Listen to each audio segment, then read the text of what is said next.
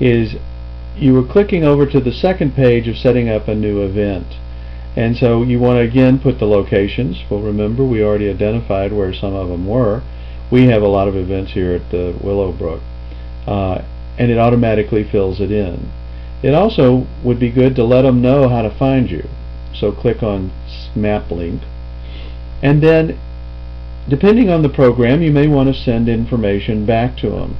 And what will happen is, with each registrant, because we have their email address, we'll send them a note back automatically. And in doing that, you're going to be able to build a relationship and let them know what's to be expected. So additional information might be, looking forward to seeing you at 6 o'clock. If you'd like to attend earlier, we'll be opening at 5:30, something along those lines. Or if you have to direct them to other things that you'd like them to do. The second part, though, that I think is really cool about this program is automated email reminders. And again, you just click on what you want to send to all registrants, or if this is a club program, to send to all members. And you determine the time. Do you want to do it at a reminder at, let's say, 7 days in advance, or 6 days, since every club would be meeting on, say, a Monday or Tuesday or Wednesday, Thursday. The following day, a reminder could be sent for the next club event meeting, and just says, hey, we hope you come. You can then send another one, a follow-up, 3 days or 2 days in advance. What a way to boost attendance. And it could tell them who's speaking and who's coming for the coming year, or the coming event. Some of these other things you may or not may need, you determine that. I know that a lot of the clubs want some kind of reports, and you can select those. You also select what kind of people are registering. As you can tell on the district level, we've got a lot of them.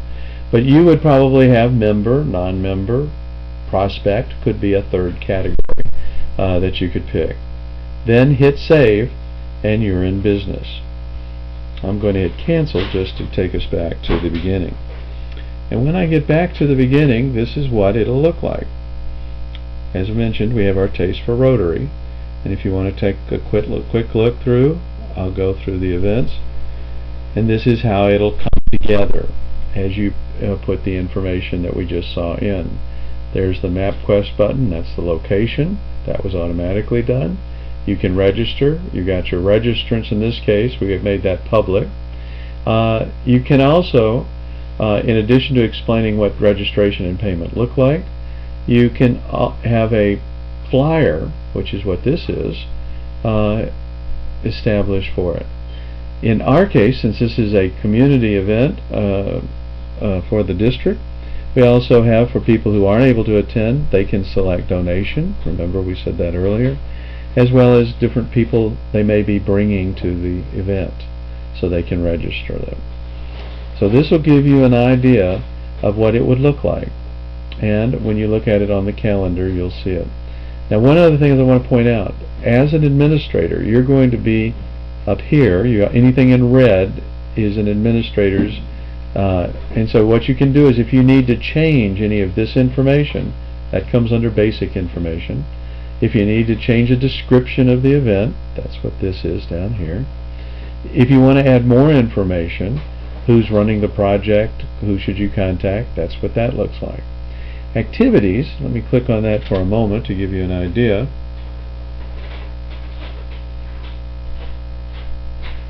This is where we added new activities, different things, and so we put the donation here.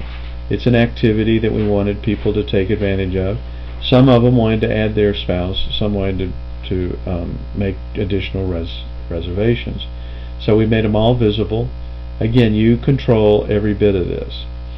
So just so you know, this is an added extra that's really pretty nice. You control it. If you want to take a look at registrations, this is where you find that.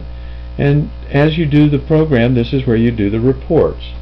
It is at the reports that you find things that are quite interesting. Who's registered? Did some of them do donations? How did they register?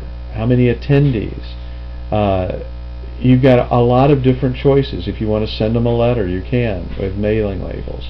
And then it'll even do, these are Avery tags for event printout. So you can do anything, practically anything you want. And when you do, once you've selected something, you hit next. Let me select the name tags. And then you hit next. And then it'll ask, what do you want to do? Well, in this case, all of the records would work. And then finally, I can run a report. You can give it a name. It can come out in any format that you need it as, either Excel, Word, or even a PDF. Incredibly viable, many choices. That's the reports. You can control the questions. Remember we brought that up earlier. If you need to add more questions, there you go.